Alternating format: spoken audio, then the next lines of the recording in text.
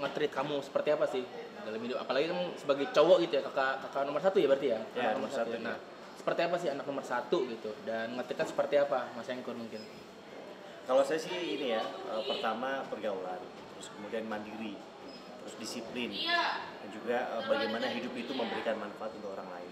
Dan juga harus kompak sama temennya, jangan sampai kasus bullying itu ada di sekolah. Selalu kita ingatkan itu, karena kan dengan ya perkembangan sosial media hari ini dan juga mungkin sering terjadi juga di beberapa daerah, tentu itu juga menjadi kekhawatiran saya sebagai orang tua. Jangan sampai dia kelepasan, kan banyak juga tuh kita lihat bercandaan di sekolah yang kemudian menyebabkan kehilangan nyawa, yang apa tuh main ya itulah namanya dan lain sebagainya. Itu yang selalu saya ingatkan ke Bintang. Dan juga paling kalau dia pergi pulang malam harus izin, harus ngabarin perginya sama siapa, supaya kita juga orang tua bisa ngecek ya dengan siapa, kemudian di mana.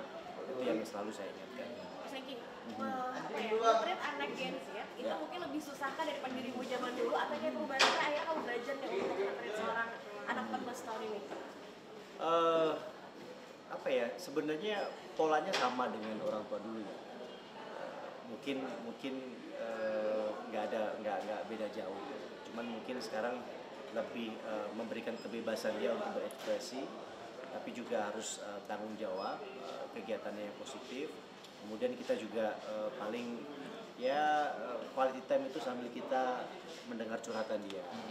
Dia sudah mulai, ya saya minta dia lebih terbuka untuk apa sih permasalahan yang sedang dihadapi, atau sekarang lagi hobinya apa, lagi kadang-kadang sedikit saya apa ya sedikit suka sama siapa di sekolah kan gitu. Karena usia waktu saya segini sebenarnya udah punya rasa suka gitu. Ada sih satu yang dia pernah curhatin ke bundanya, tapi dia kalau curhat soal suka sama siapa ke bundanya. Sama siapa anak? Tapi Bintang melihat ayah tuh gaul nggak sih? Kan kalau orang di internet kayak ini papa Hengki tuh gaul banget ya. Kalau kamu sendiri melihat ayah tuh gaul nggak sih? Iya sih, kayak teman sendiri, jadi ya gaul. Terus kayak jadi main, teman curhat itu ya gaul lah. Sesering apa ngobrol sama papa? Agak jarang sih sebenarnya ya. Jarang. Waktu saya aktif sebagai kepala daerah, tentu waktu itu memang banyak tersita. Tapi sebisa mungkin kalau pas lagi off ya saya coba untuk ngecek dia, terus kemudian olahraga bareng, basket bareng, jalan bareng. Tapi anak zaman sekarang apa, anak usia sekarang 14 tahun ini kayaknya udah punya geng sendiri. Sampai kemarin Bin mau ikut ke Lampung nggak? Dia udah punya geng sendiri. Agak susah nih, usia segini ini udah punya teman main sendiri, sudah punya aktivitas Di luar sendiri dengan teman-temannya gitu. Biasanya kan di usia-usia segini kan masih labil gitu ya, mencari jati diri gitu. Kadang kan ada anak yang malu misalkan ngikut orang tuanya kemana, maunya main sendiri. Apakah Bintang orang seperti itu juga? Kalau saya melihat progres kemarin pada saat ngambil rapot ya guru menyampaikan bahwa alhamdulillah geng kelas berapa kamu namanya?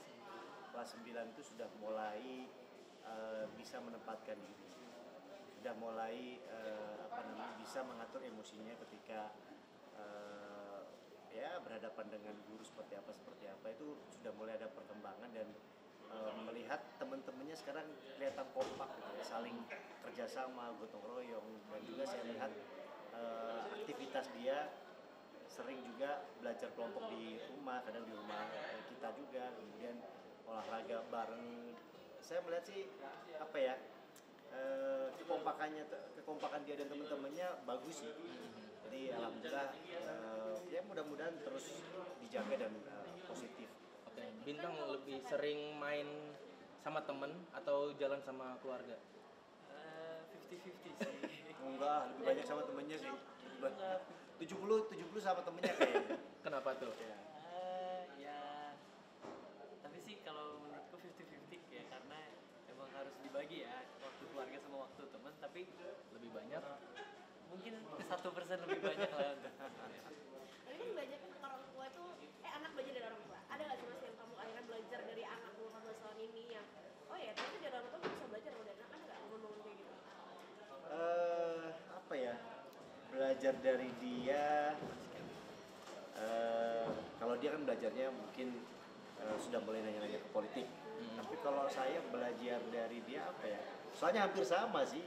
Waktu dia, maksudnya gini, ketika saya remaja usia 14 tahun, ya sebenarnya apa yang saya lakukan hampir sama dengan Bintang.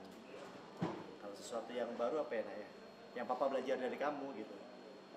Oh, komputer. Komputer. Oh. Mungkin apa namanya, dia lebih, kalau saya lebih gaptek, kalau dia lebih yang mau ngulik begitu misalnya. Nak, sampai kemarin aja nak, ini papa ada handphone baru, coba kamu Kotak-katik. settingin WhatsApp-nya dan lain sebagainya gitu. Kayak gitu-gitu aja sih. Ada beberapa hal lain yang mungkin teknologi dia lebih zaman sekarang. Tapi kalau Bintang sendiri ini melihat papa seperti apa sih kalau sekarang itu ya, kerja sibuk segala macam, ada jarang waktu luang bersama dengan Bintang, mungkin seperti apa sih melihatnya gitu? Ini sih kayak Pengen nggak sih papa tuh selalu ada di rumah gitu, main sama Bintang atau segala macam gitu? pengen, tapi kalau dilihat-lihat ya papa tuh bagus. Aku juga support sebenarnya. Kalau papa kerja keras, jadi ya ngikutin gitu loh di belakang. Oh, jadi nanti kalau gede aku harus kayak papa gitu ya, harus. Saya selalu sampaikan, nak, jadi orang itu harus bisa memberikan manfaat untuk orang lain. Dan kemarin saya juga senang ketika dia sudah mulai menjalankan aktivitas saya atau program saya ketika saya kemarin umroh. Kan ada program yang setiap bulan saya bagikan sepeda motor untuk marbot masjid. Ini sudah ke 9 motor yang sudah kita bagikan. Nah, kemarin karena saya umroh, jadi Bintang yang turun.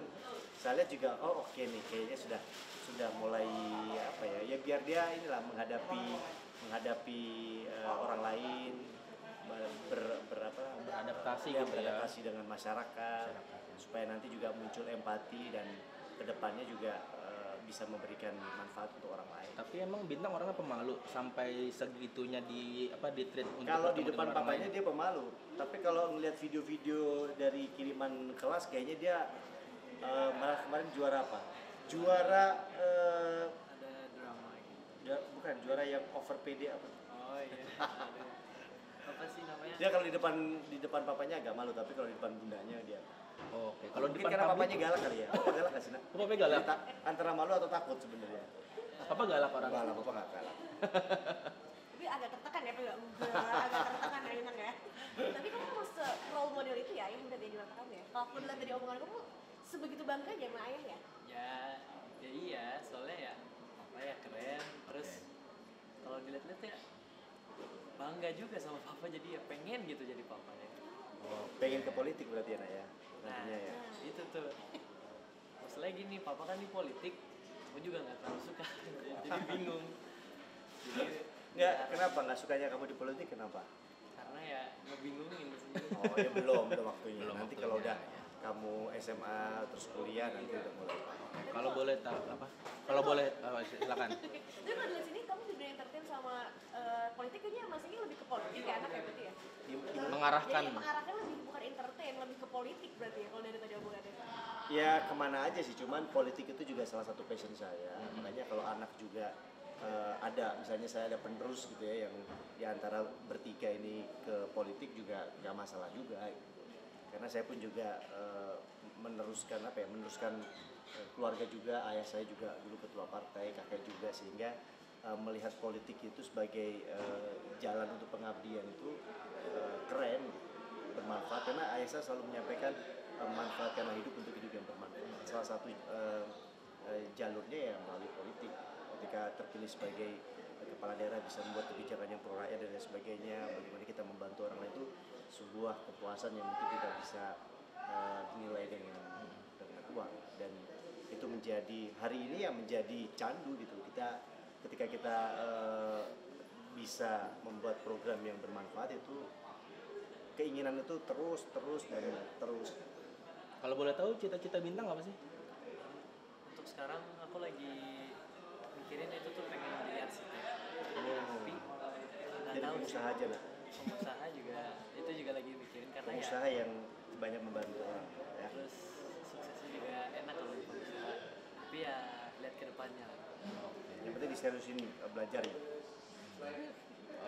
Terus aku mau agak Ya, challenge, sip. namanya Cut dulu. googling apa aja yang di googling dari seorang Mas Hengki Kurniawan.